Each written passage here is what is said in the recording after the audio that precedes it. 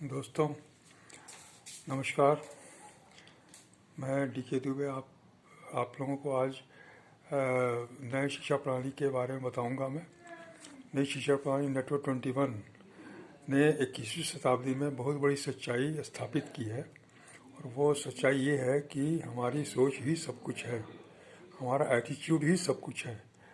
Attitude word को अगर हम लिखें कागज़ पर और उसके हर अल्फ़ाबेट के नीचे अल्फ़ाबेटिकल नंबर डालें और उन्हें जोड़ें तो उसका योग 100 आएगा, 100 आएगा। आप इसको करके देख सकते हैं। इसका मतलब है कि attitude is everything. Attitude works 100%। Attitude ही हमारा 100% काम करता है और हमारे जीवन को बनाता है। एटीट्यूड के बदलने से ही हम अपने जीवन को और अपने भाग्य को बदल सकते हैं। एक बहुत दिलचस्प उदाहरण एटीट्यूड के बारे में मैं देना चाहूँगा आप लोगों को। ओबामा और ओसामा, ये दो नाम हैं, दो शख्सियत के नाम हैं। इन दोनों नामों में बिल्कुल समानता है, सिर्फ एक अंतर है बी और एस का। एक लेटर का अंतर, दो लेटर अलग अलग हैं, बी और एस, लेकिन इनके व्यक्तित्व में बिल्कुल विरोधाभास है। ओबामा अमेरिकी राष्ट्रपति थे जो अश्वेत हैं, लेकिन ओसामा एक बहुत बड़ा आतंकवादी, अंतर्राष्ट्रीय आतंकवादी था। इन दोनों में ये असमानता क्यों है, क्यों विरोधाभास है? क्योंकि इनके एटीट्यूड में फ़र्क है। ओबामा का बैकग्राउंड बहुत ही गरीबी का रहा है, और ओसामा का बैकग्राउंड बहुत अच्छे परिवार से रहा है। लेकिन दोनों के व्यक्तित्व में, दोनों के जीवन में इतना बड़ा बदलाव सिर्फ एटीट्यूड के कारण आया, उनके विचारों के कारण आया। इसलिए एटीट्यूड का बहुत बड़ा महत्व है। एटीट्यूड के बारे में कुछ कहानियाँ मैं आपको सुनाना चाहूँगा, जिससे आपको उसका महत्व पता चलेगा कि एटीट्यूड से आदमी कितना बदल सकता है, अपने जीवन को कितना बेहतर बना सकता है, और उसके जीवन में क्या क्या परिवर्तन आ सकते हैं। एक पहली कहानी है एक बुज़ुर्ग व्यक्ति की, जो हर सुबह समुद्र के किनारे जा कर के बहुत सारी वहाँ पड़ी हुई मछलियों को समुद्र के अंदर फेंकता था। रोज़ 2 घंटे वो इस काम में लगाता था, एक एक मछली को उठा करके समुद्र में फेंकता था। वहाँ जो लोग टहलते रहते थे सुबह में, उन लोगों को देख के बड़ा आश्चर्य होता था, और वे लोग उनका मजाक उड़ाते थे कि इस बूढ़े आदमी को कोई काम नहीं है, इसलिए यह 2 घंटा आके मछलियों को फेंक रहा है। एक बार किसी व्यक्ति ने उस बुजुर्ग व्यक्ति से पूछ दिया कि सर, आप ये क्या कर रहे हैं? आप इस तरह से एक एक मछलियाँ उठाकर क्यों फेंकते हैं, और इससे क्या होने वाला है? उस बुजुर्ग व्यक्ति ने उस व्यक्ति की तरफ देखा और कहा कि आप सही बोल रहे हैं। मैं कितने मछलियों को समुद्र में फेंक के उनके जीवन को दे सकता हूँ, ये मुझे नहीं मालूम, लेकिन मुझे ये अवश्य पता है कि जिस मछली को मैं समुद्र में फेंक रहा हूँ उसे जीवन अवश्य प्राप्त हो रहा है। इतनी सी बात सुनकर उस व्यक्ति के मन में बड़ा आश्चर्य पैदा हुआ कि इस व्यक्ति का की सोच क्या है। हम लोग जिसको निरर्थक काम समझते हैं, उसको इतना बड़ा काम समझ के कर रहा है कि हर मछली को जीवन देने के लिए वो समुद्र में फेंक रहा है। तो ये उस व्यक्ति के सोच का कमाल था। दूसरी कहानी मैं और बताना चाहूँगा कि एक इंसान जो बहुत गरीब था और बहुत तरह से परेशान था, उसकी नौकरी छूट गई थी, उसे कोई रोज़गार नहीं मिल रहा था, उसकी आमदनी के हर रास्ते बंद हो चुके थे और कोई उसकी मदद नहीं कर रहा था। वो किसी तरह से वहाँ अपने देश से निकल गया और अमेरिका चला गया। अमेरिका में न्यूयॉर्क सिटी में रहने लगा। न्यूयॉर्क सिटी बहुत महंगा शहर है, लेकिन फिर भी वहाँ पर एक कमरे लेकर वो रहने लगा। वहाँ पर छोटे छोटे काम करता था, कभी कुछ बेचता था, छोटी छोटी चीज़ बेचता था, कभी बड़े बड़े होटलों में जा कर के कुछ काम करता था, या फिर पार्किंग लॉट में जा कर के गाड़ियों को साफ़ करता था। इस तरह से कुछ उसे कुछ पैसे मिल जाते थे, उससे उसकी रोजी रोटी चलती थी। एक रात को बहुत ही ज़्यादा इमोशनल हो गया, बहुत ज़्यादा भावुक हो गया, और अपने कमरे में बैठे बैठे सोचने लगा कि अब लगता है कि गरीबी से हमारा पिंड नहीं छूटेगा और अब मैं गरीबी में ही मरूंगा। और ये सोच करके उसने तय किया कि मैं अब खुदकुशी कर लूँगा, मैं आत्महत्या कर लूँगा, क्योंकि इस जीवन में जीने का कोई मतलब नहीं है।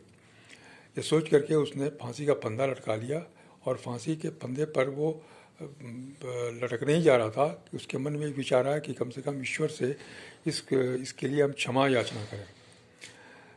चूँकि वो एक ऐसे देश से आया था जहाँ की ईश्वर को हम जैसा समझते हैं वैसा नहीं पूजा पाठ किया था, इसलिए उसे उसके पास कोई फ़ोटो नहीं था, उसे कोई चित्र नहीं था ईश्वर का जिससे कि वो पूजा कर सके। लेकिन उसे एक किताब उसके पास थी जो बहुत दिनों से किसी व्यक्ति ने उसको दी थी।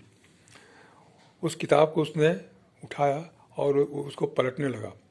अचानक एक सेंटेंस पर उसका ध्यान गया और उस पर वो बार बार पढ़ने लगा उसको। उस सेंटेंस जो लिखा था वो ये था कि be careful what you think because your thoughts will determine the direction of your life. Be careful what you think because your thoughts will determine the direction of your life. आप सावधान हो जाइए कि आप क्या सोच रहे हैं, क्योंकि आपकी सोच ही जीवन की दशा और दिशा निर्धारित करती है।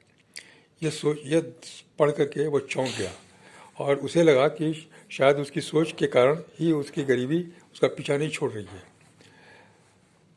लेकिन वो इस बात को मानने को तैयार नहीं हुआ। उसने अपने आप से तर्क करना शुरू कर दिया और अपने आप को सही बताने लगा कि मैं तो बहुत ईमानदार हूँ, मैं ईमानदारी से हमने काम किया, नौकरी किया, लेकिन नौकरी छूट गई, हमारी कंपनी बंद हो गई, या हमको किसी ने मदद नहीं दी, इसके कारण आज मैं गरीब हूँ, इसमें मेरा क्या दोष है, मैं तो अपना काम कर ही रहा हूँ। लेकिन फिर थोड़ी देर के बाद उसके अंदर दूसरे विचार आए कि अच्छा, अगर ये ऐसी बात कह रहा है कि विचार बदलने से हमारी जीवन की दिशा बदल जाएगी, तो इसको करके देखते हैं। अब उसके मन में प्रश्न आया कि ये विचार कैसे बदला जाए। फिर उसके दिमाग ने जवाब दिया, उसके मन ने जवाब दिया कि आप अच्छी पुस्तकें पढ़ो, इससे आपके विचार बदल जाएंगे। फिर उसके सामने समस्या पैदा हुई कि उसके पास पैसे नहीं थे जो किताब खरीद सके, तो किताब कैसे आएगी। फिर उसके मन से जवाब आया कि आप नौकरी ढूंढ रहे हो तो आप किसी पुस्तक की दुकान में नौकरी कर लो और वहाँ पर तुमको पुस्तकें मिल जाएंगी और खाली समय में उसको अच्छे से पढ़ सकते हो। ये सोचकर वो बहुत खुश हुआ और उसने अपने आत्महत्या करने का कार्यक्रम समाप्त कर दिया। दूसरे दिन उठ करके वो कई दुकानों में गया, पुस्तकों की दुकान में, और काम मांगने लगा। एक दुकान में उसे काम मिल गया, उसे नौकरी मिल गई। वहाँ वो साफ सफाई करने का काम करता था और समय निकाल के वो अच्छी अच्छी किताबें निकाल के पढ़ता था। शाम को जब वो घर आता था तो वहाँ से किताब लेके आता था और रात रात भर जग के पढ़ता था। उन किताबों को पढ़कर उसे बहुत अच्छा लगता था, उसे बहुत आनंद आता था। कुछ दिनों के बाद उसने सोचा कि इस किताबों को तो मैं वापस कर दूंगा, तो फिर इसमें जो लिखी हुई कुछ अच्छी अच्छी चीज़ें उसको नोट कर लिया जाए। तो वो एक डायरी में नोट करने लगा। अच्छी कहानियाँ, अच्छे दृष्टांत, अच्छे उदाहरण, अच्छे वाक्य, इस तरह की चीज़ उसने नोट करना शुरू कर दिया। 6-8 महीने के अंदर उसने कई किताबें पढ़ी और वो अच्छी अच्छी चीज़ें उसमें नोट करने लगा डायरी में, और वो डायरी भर गई उसकी। 6-8 महीने बाद उसे लगा कि उसकी डायरी भर गई है, तो उसको पढ़ने लगा। वो पढ़ के उसको बहुत अच्छा लगा कि हमने ये सब चीज़ें लिखी हैं। फिर उसने सोचा कि इसको प्रिंट आउट करवा लिया जाए। तो वो एक प्रिंटर के पास गया, पब्लिशर के पास गया, उसने कहा, रिक्वेस्ट किया कि आप इसको पब्लिश कर दीजिए। उस पब्लिशर ने उसके पुस्तक को, उस डायरी को पढ़ा और कहा कि इसमें ऐसा कोई मटेरियल नहीं है जिसे कि हम लोग पब्लिश कर सकें, इसलिए हम लोग इसको पब्लिश नहीं कर सकते हैं। वो दूसरे पब्लिशर के पास गया, उसने भी मना कर दिया। तीसरे पब्लिशर के पास गया, उसने मना कर दिया। उसने करीब 100 पब्लिशर्स के पास अप्रोच किया, लेकिन सब ने मना कर दिया। लेकिन वो रुका नहीं, वो 101वें पब्लिशर के पास पहुंचा और उस पब्लिशर ने उसकी किताब को पब्लिश कर दिया, उसकी डायरी को पब्लिश कर दिया, और उसकी वो पुस्तक जो है बेस्ट सेलर डिक्लेयर हुई। और उस पुस्तक का नाम है the best salesman of the world. विश्व की एक बहुत अनमोल किताब मानी जाती है। और उसके बाद वो व्यक्ति जो है वो लेखक बन गया, तो बहुत सारी किताबें लिखी। तो उसने उस किताब में लिखा है कि अगर एक सेंटेंस में वो नहीं पढ़ा होता फांसी पर लटकने के पहले, तो शायद मैं आज जिंदा नहीं होता। उस एक वाक्य ने हमारे जीवन की दिशा को बदल दिया। तो ये विचारों का प्रभाव है। एक और बहुत अच्छी अनोखी कहानी मैं आपको सुनाना चाहूँगा विचारों के ऊपर, जिससे कि आपको स्पष्ट हुआ कि विचारों का क्या महत्व है। एक बार एक बहुत सुप्रसिद्ध खिलाड़ी, स्पोर्ट्स स्टार, अपने स्टेडियम से प्रैक्टिस करके निकल रहे थे। वो काफ़ी पैसा कमाते थे, उनकी आमदनी बहुत अच्छी थी और वो दूसरों की मदद करते थे। जब आवश्यकता पड़ी थी किसी की मदद, दूसरों की मदद भी करते थे। जब वो कार से स्टेडियम से निकल रहे थे तो एक महिला ने उनकी गाड़ी को रोका और कहा कि सर, मुझे आपसे कुछ थोड़ा सा काम है। उन्होंने गाड़ी रोकी और कहा कि हाँ मैडम, बताइए आपको क्या कहना है। उस महिला ने कहा कि सर, मैं एक विडो हूँ, मैं एक विधवा हूँ और मेरा एक बेटा है, जवान है, और वो बहुत सख्त बीमार है। उसको कैंसर है, डॉक्टरों ने कैंसर बताया है और 1 महीने के अंदर उसके ऑपरेशन करने की बात कही है। लेकिन उस ऑपरेशन में 1 लाख रुपए का खर्च आएगा और मेरे पास पैसे नहीं है, इसलिए मैं ऑपरेशन कराने में असमर्थ हूँ। लेकिन किसी व्यक्ति ने आपका नाम बताया कि आपसे मदद मिल सकती है, इसलिए मैं आपके पास आई हूँ। अगर आप 1 लाख रुपया मुझे देंगे तो मैं उसका ऑपरेशन करा सकती हूँ, वरना उसे मैं उसका इलाज नहीं करा पाऊँगी। स्पोर्ट्स स्टार ने उस महिला को देखा और कहा कि अच्छा, अपना नाम बताइए। उसने अपना नाम बताया। उस स्पोर्ट्स स्टार ने एक चेक निकाल करके उसको 1 लाख रुपए का चेक काट के दे दिया। वो महिला चली गई, धन्यवाद कह करके महिला चली गई और ये स्पोर्ट्स स्टार भी चले गए। जल्दी जल्दी में इन्होंने उसका पता या कॉन्टैक्ट नंबर, मोबाइल नंबर कुछ नहीं लिया और वो चले गए। 2-3 महीने बाद अचानक उन्हें फिर याद आया, उस महिला की याद आई और उसके बेटे की याद आई। तो एक बार वो महिला अपने दोस्तों के साथ बैठे हुए थे, उसमें उन्होंने इस घटना के बारे में बताया। जब वो बता रहे थे तो उसी समय उनका एक मित्र बोला कि उस महिला का नाम क्या है, उस महिला का नाम आपको याद है? तो उन्होंने कहा कि नाम तो याद है, लेकिन अब उसका नंबर नहीं मालूम, उसका पता नहीं मालूम, और पता नहीं उसके बेटे का क्या हुआ, इसके बारे में मैं बहुत जानना चाहता हूँ। उसका बेटा बचा या नहीं बचा, इसके बारे में मुझे कोई जानकारी नहीं है और इसकी मेरी चिंता हो रही है। उस व्यक्ति ने कहा कि जिस महिला का आप नाम बता रहे हैं, वो महिला के बारे में आपने बिना पूछे, बिना पता किए कैसे इतनी बड़ी रकम को उसको दे दिया? तो उन्होंने कहा, क्या आप उनको जानते हो? तो कहा कि हाँ, मैं उस महिला को जानता हूँ, जो नाम आप बता रहे हैं उस महिला को मैं जानता हूँ। वो तो एक धोखेबाज औरत है, वो एक चीट है। वो ऐसे ही ब्लैकमेल करके वो लोगों से पैसे ऐंठती हैं, उसका यही काम है। कहा कि उसका बेटा है, तो उसका बेटा तो हट्टा कट्टा है, नौजवान है, हट्टा कट्टा है, मेहनत मजदूरी करता है, मैं उसको जानता हूँ, उसे कोई कैंसर वंसर नहीं है। यह सुनकर स्पोर्ट्स स्टार बहुत खुशी से उछल पड़े और उन्होंने कहा कि थैंक गॉड कि उसको कैंसर नहीं है। ये सुनकर वहाँ बैठे सारे दोस्त अवाक रह गए कि अरे, आपका उसने 1 लाख रुपया झूठ बोल के ले लिया और आप खुश हो कि उसके बेटे को कैंसर नहीं है। तो उसने कहा कि हाँ, मुझे बहुत खुशी है कि उसके बेटे को कैंसर नहीं, क्योंकि मैं ये सोच रहा था कि उसका बेटा बचा कि नहीं बचा और उस महिला का क्या होगा, क्या हुआ होगा। लेकिन ये तो बहुत अच्छी खबर आपने बताई कि उस बेटे के बच्चे को कैंसर नहीं, वो स्वस्थ है, तंदुरुस्त है। तो कहा कि आपका पैसा, तो तो कुछ ने कहा कि ठीक है, पैसा अगर नहीं भी मिलेगा तो कोई दिक्कत नहीं है, मुझे पैसे की कोई दिक्कत नहीं है, लेकिन ये सबसे बड़ी हमारी खुशी की बात है, मुझे इस बात की बहुत बड़ी खुशी है कि उसके बेटे को कैंसर नहीं है। अब आप सोचिए कि ये एक बहुत अनोखी चीज़ है कि जिस व्यक्ति का 1 लाख रुपया किसी ने चोरी कर लिया, झूठ बोल के ले लिया, उसके बेटे को कैंसर नहीं, ये सुनकर वो व्यक्ति खुश हो गया, वो पैसे की चिंता नहीं रही और उसे इस बात की खुशी है कि उसके बेटे को कैंसर नहीं, उसका बेटा स्वस्थ है।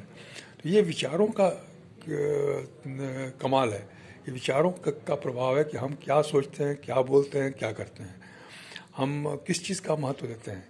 वो स्पोर्ट्स स्टार चाहते तो पुलिस थाने में जा कर के रिपोर्ट लिखवा सकते थे, लेकिन उन्होंने ये नहीं किया। और तो ये कहा जाता है कि उस स्पोर्ट्स स्टार की जो इतनी आमदनी थी, इतना उसका वैल्यू था, इतना उसकी शोहरत थी, वो उसके खेल से ज़्यादा उसके विचारों के कारण थी। उसके खिलाड़ी होने से ज़्यादा उसके विचारों के कारण लोग उसको लाइक करते थे, उसको पसंद करते थे और उसका नाम सब कुछ जानता था। तो मेरे कहने का मतलब है कि ऐसी बहुत सारी कहानियाँ। एक और कहानी मैं आपको सुनाना चाहूँगा थॉमस एडिसन का। थॉमस एडिसन बचपन में बहुत नटखट व्यक्ति हुआ करता था, बहुत नटखट बालक था। वो स्कूल में बहुत उत्पात करता था, बहुत झगड़े करता था और बहुत शिकायतें आती थी प्रिंसिपल के पास। और वो एक चूँकि विधवा माँ का बेटा था और प्रिंसिपल उसको जानते थे, इसलिए उस पर कोई खास उस पर कार्रवाई नहीं करते थे।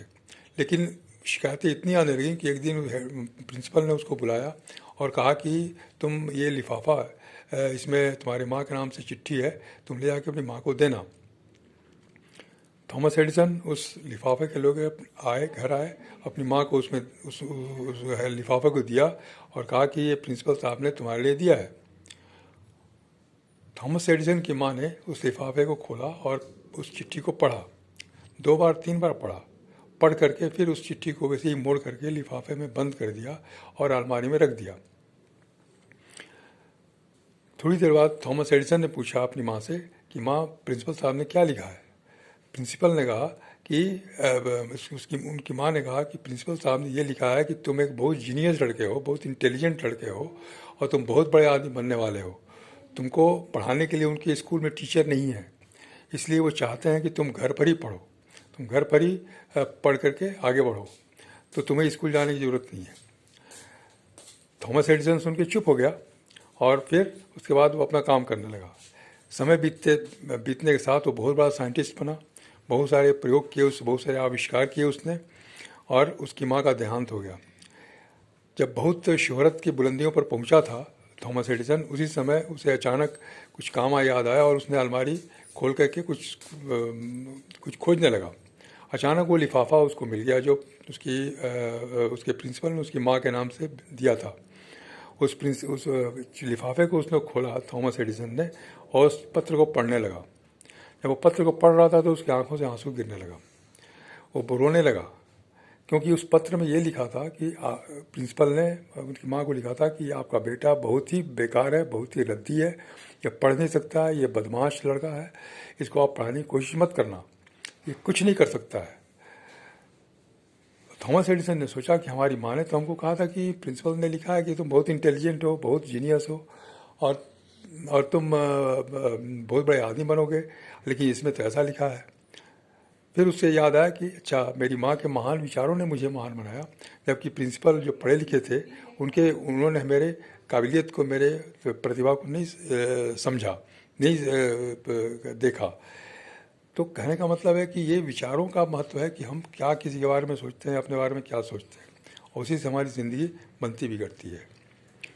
धन्यवाद। फिर आगे कल और आपसे चर्चा करूँगा।